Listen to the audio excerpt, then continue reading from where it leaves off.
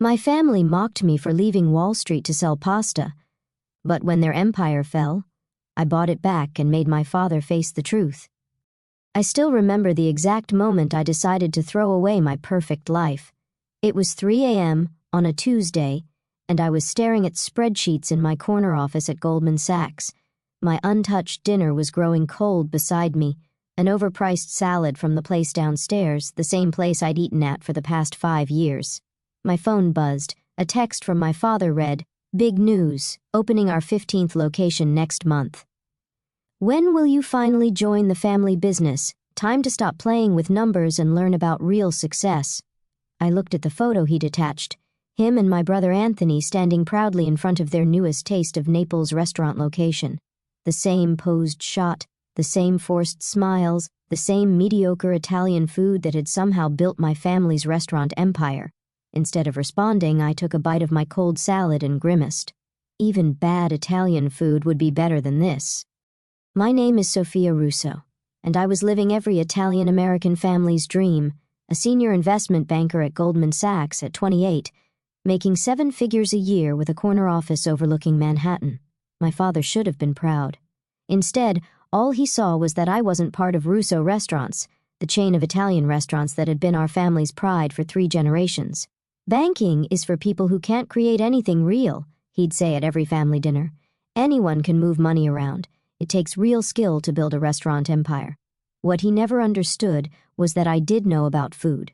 Real food, not the mass-produced pasta and sauce that made our family rich.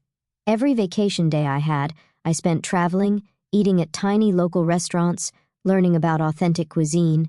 My apartment was filled with cookbooks, not finance textbooks, and every night I dreamed about cooking, not banking. But you don't walk away from Goldman Sachs. And you definitely don't walk away from it to start a food truck.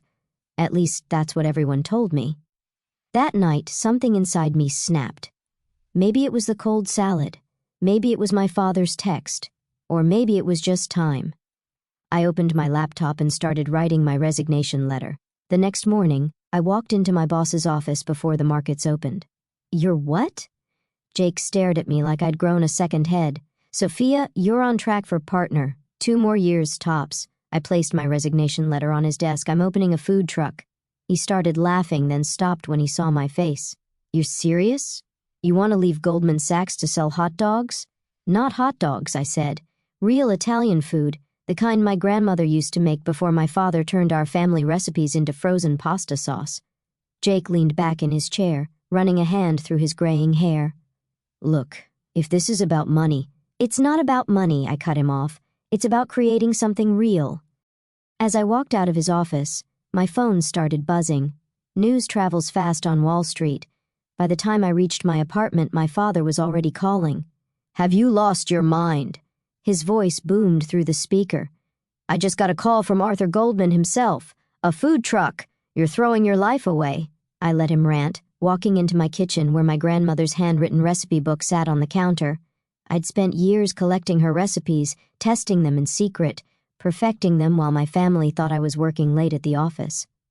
"Are you even listening to me?" my father demanded.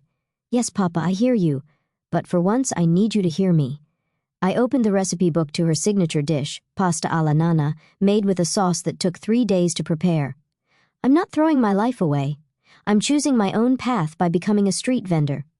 Your brother runs 5 restaurants by himself. We have 15 locations. We're opening 3 more this year. That's success."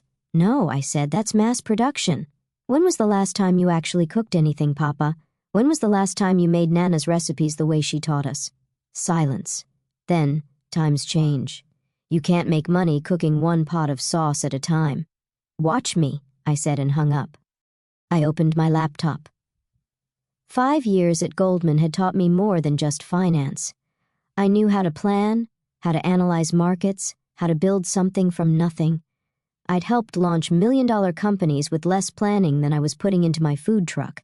First step, I emptied my savings account, $200,000, enough to buy a top-of-the-line food truck and have operating capital for a year. Next, I pulled up the business plan I'd been working on in secret for months. Nana's Kitchen, authentic Italian street food made fresh daily using recipes that hadn't been changed for mass production.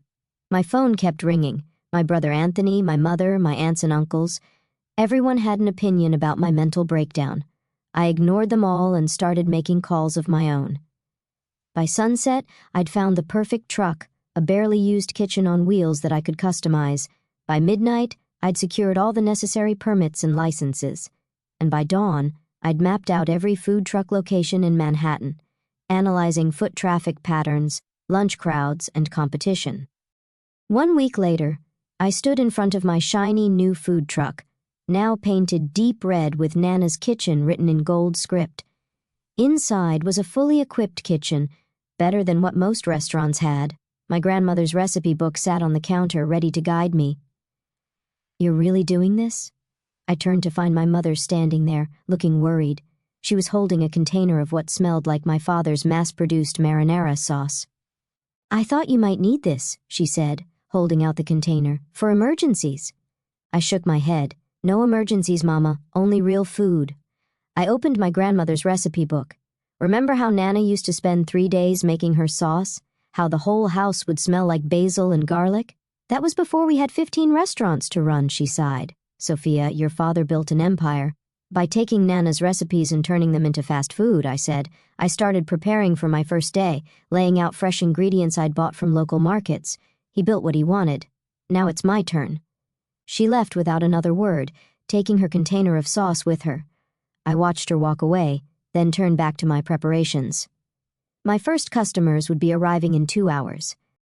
I'd love to say my first day was a tremendous success, that people lined up around the block for my authentic Italian food. The reality? I served exactly 12 customers, made $157, and had enough leftover food to feed an army. But those 12 customers came back the next day, and they told their friends by the end of the first week I had a small but loyal following, office workers tired of the same chain restaurant lunches, food enthusiasts who appreciated real Italian cuisine, people who could taste the difference between sauce that took 3 days to make and sauce that came from a factory. My father kept tabs on me through others, never visiting himself but always asking about my little experiment. My brother Anthony drove by once, smirking when he saw me working alone in my truck. "Have fun playing chef," he called out. "When you're ready to admit this was a mistake, your office at Russo Restaurants is waiting." I ignored them all and focused on my food. Every morning, I woke up at 4 a.m. to start preparing. Every ingredient was fresh. Every dish was made to order. My customers didn't just get food, they got stories about the recipes, about my grandmother, about real Italian cooking. 3 months in, something unexpected happened. A food blogger discovered me. Her review went viral.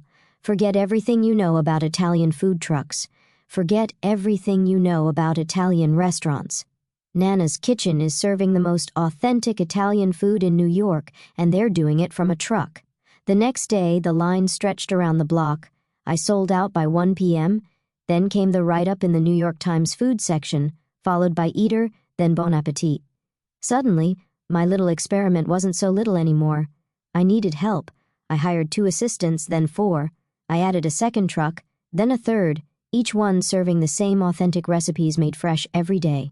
1 year after leaving Goldman Sachs, I had a fleet of 5 trucks and a central kitchen where we prepared our sauces and fresh pasta. My revenue was approaching $2 million annually, small compared to Russo Restaurants, but every dollar was earned without compromising quality. I was working harder than I ever had at Goldman, putting in 16-hour days. But for the first time in my life, I was creating something real, something that would have made my grandmother proud. Then came the day that changed everything. I was working in one of my trucks when I overheard 2 customers talking about Russo Restaurants, about how the quality had gone down, about how the newest locations were struggling, about rumors of financial troubles. That night, I did what any good investment banker would do. I started digging. What I found confirmed the rumors. Russo Restaurants was expanding too fast, taking on too much debt. Their mass-produced approach was failing as customers demanded better quality. Their once mighty empire was crumbling. My father didn't know it yet, but his dream of 15 locations was about to become a nightmare. And I had a decision to make. I could watch my family's legacy crumble, or I could save it, on my terms.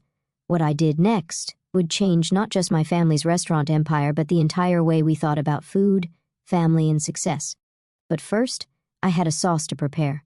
After all, the best revenge, like the best sauce, takes time to develop, and I had all the time in the world. The numbers didn't lie. Russo Restaurants was in serious trouble. Sitting in my small office above our central kitchen, surrounded by the aroma of slowly simmering sauce, I reviewed the financial reports I'd gathered. The empire my father had built was drowning in debt, bleeding customers, and running out of time. 5 new locations opened in the past year, each one performing worse than the last.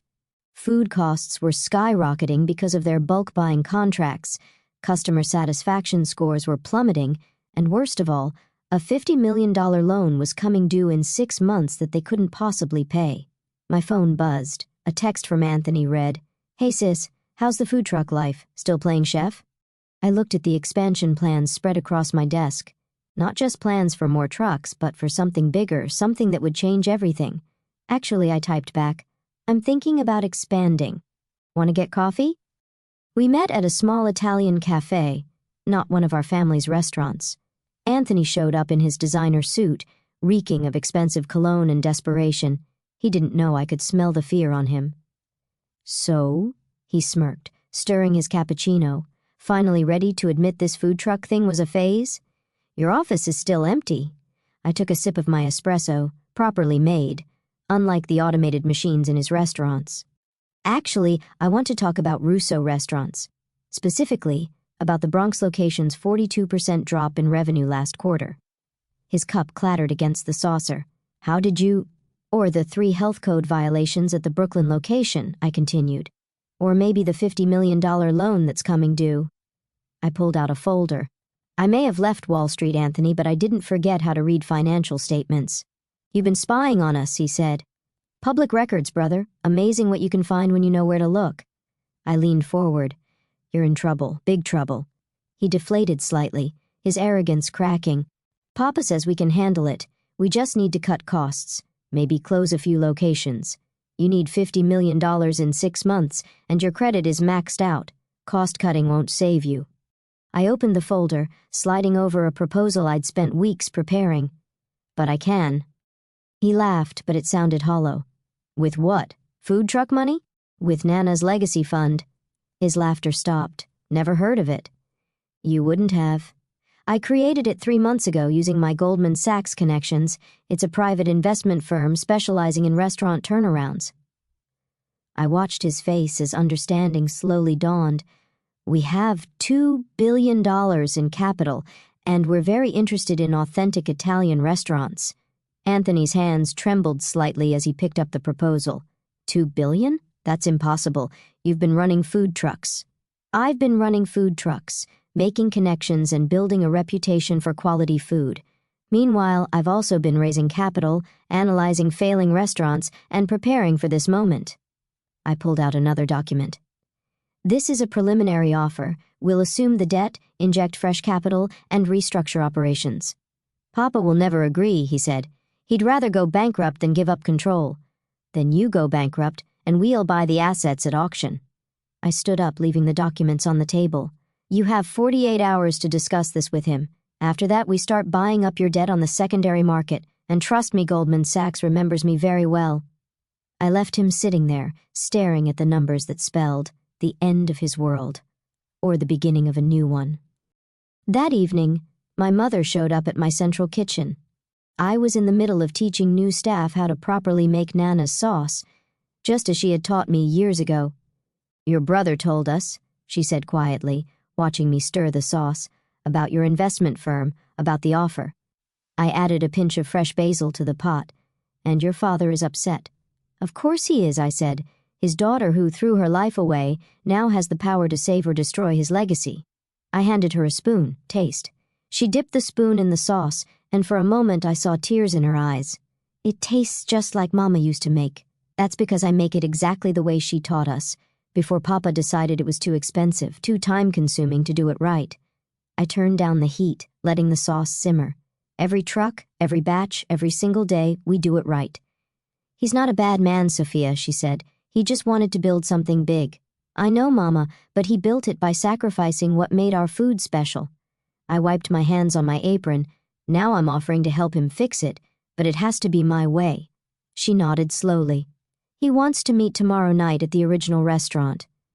The original Russo restaurant, where it all began 40 years ago, was now a tired location in Little Italy. Its once bright sign had faded, its tables half empty most nights. I hadn't been there since leaving Goldman Sachs. Walking in the next evening felt like stepping back in time. The same red checkered tablecloths, the same pictures of Italy on the walls, the same menu that hadn't changed in decades. But now I could see what customers saw. A relic, not a destination. My father sat in his usual corner booth, an empty plate of pasta in front of him. He didn't stand when I approached. Investment firms, he spat the words like they tasted bad. Billions of dollars. This is how you respect our family's heritage? I slid into the booth across from him. I respect our heritage by making food the way Nana taught us. When was the last time you tasted your own sauce, Papa? Really tasted it? He pushed the plate away. We serve thousands of people every day. You can't make sauce 3 days at a time for that many people. Actually, you can, I said. My central kitchen does it every day, smaller batches, better ingredients, real cooking. I pulled out my proposal. And we can do it for all your restaurants, but things have to change. Change? He said. You want to destroy everything I built? No, I want to save it. But not just the restaurants. I want to save what made us special. I opened my grandmother's recipe book, which I'd brought with me. Remember this? Remember how people used to line up around the block just to taste Nana's cooking? His eyes softened slightly at the sight of his mother's handwriting. That was different. Times were simpler. People still want real food, Papa. They're tired of mass-produced meals and artificial flavors. Look at my trucks, lines every day, selling out by lunch. And we charge more than your restaurants because people will pay for quality. He was quiet for a long moment, staring at the recipe book. The loan, he finally said, comes due in 6 months. You've tried every bank in the city. No one will refinance. I laid out the numbers. You're losing money on every new location. Food costs are up 60% because your suppliers know you can negotiate, and your best customers are finding better options. Like food trucks, he asked bitterly. Like anywhere that still cares about quality. I pushed the proposal closer. I can save Russo restaurants, keep the name, keep the legacy, but return to what made us great. Real Italian food cooked with care. And I suppose you'll want to run everything, he said. Yes, I said. No point sugarcoating it. My firm will have controlling interest. You'll retain a significant stake, but operational decisions will be mine. He stood up abruptly, his face flushed. Never. I'll find another way. There is no other way, Papa.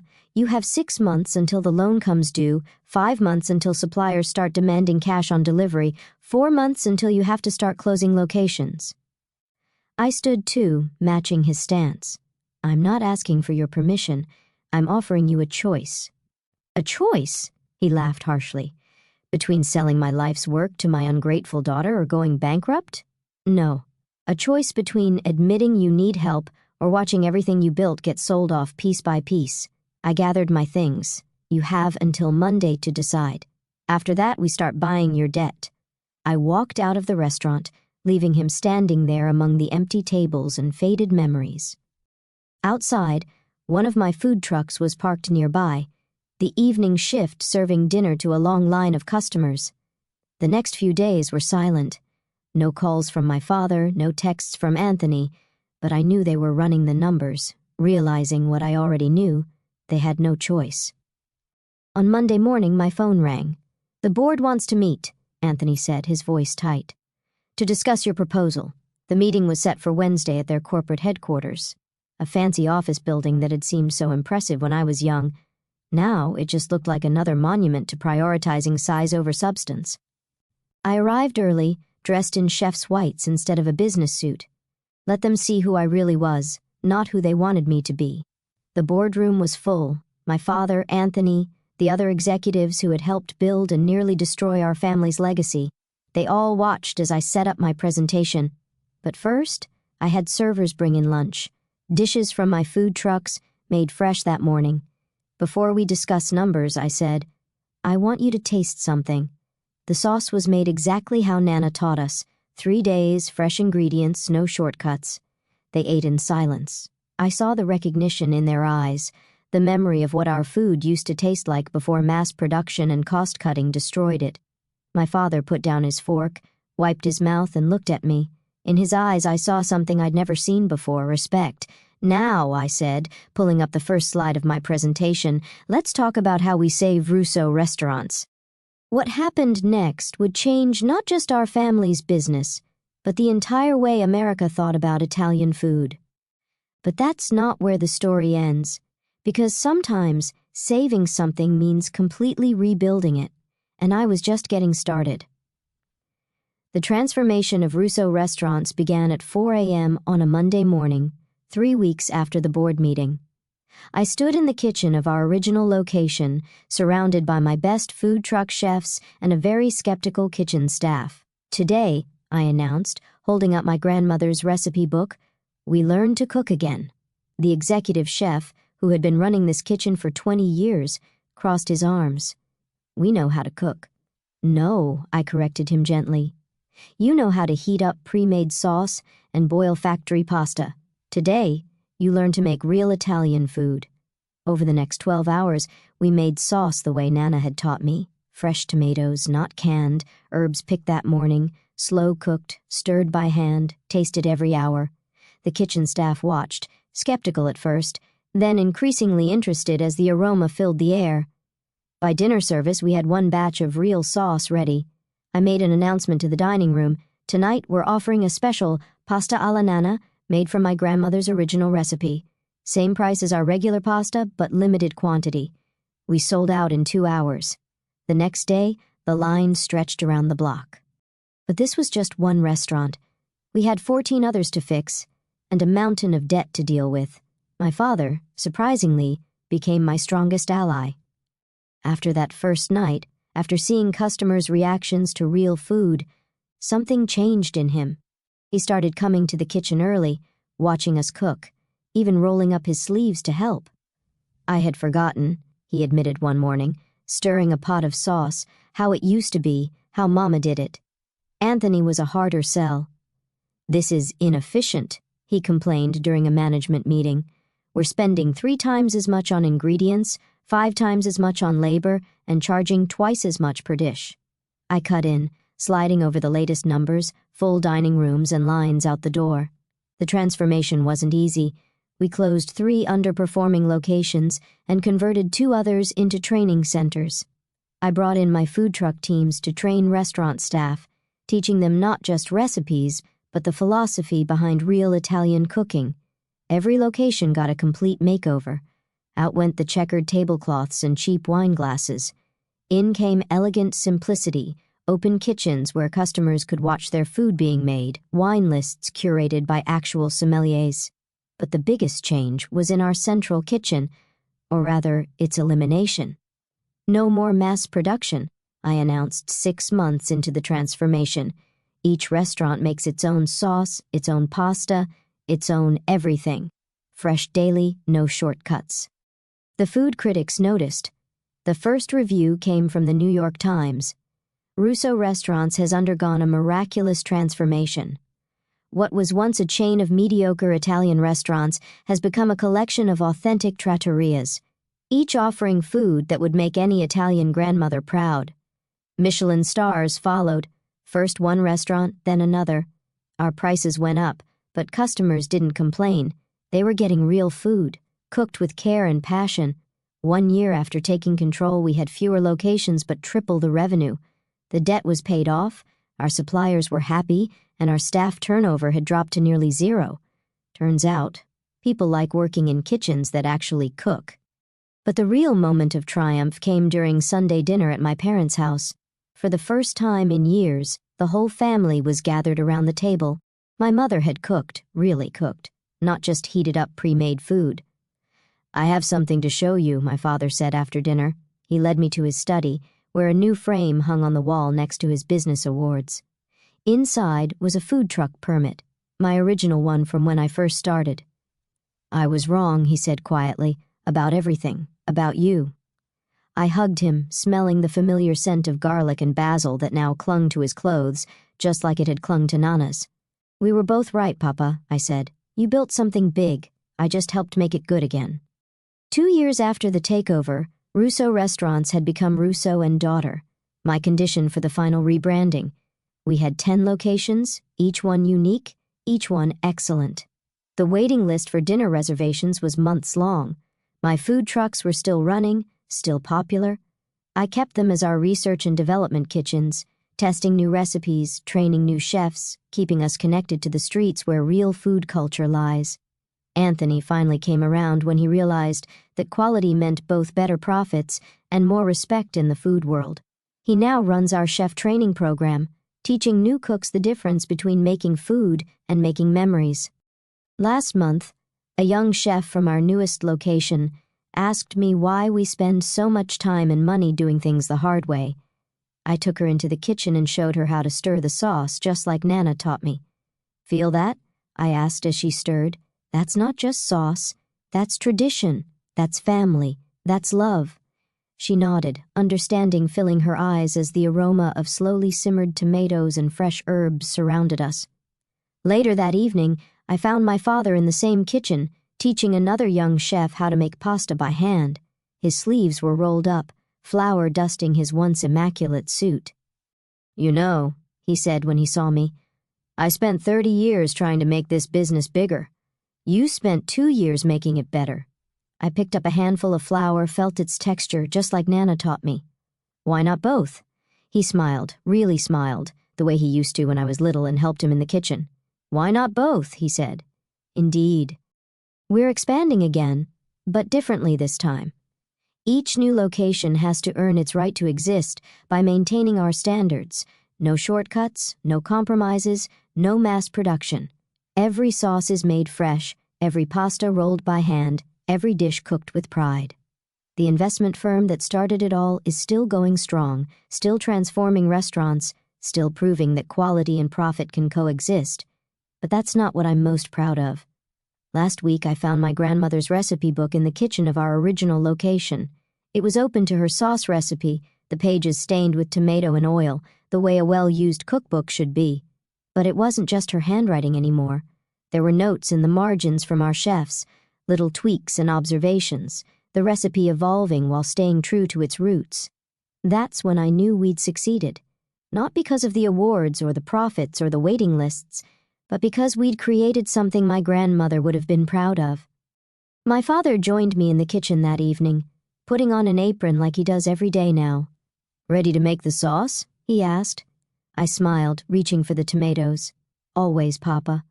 Always." The food trucks still park outside our restaurant sometimes, a reminder of where this revolution started.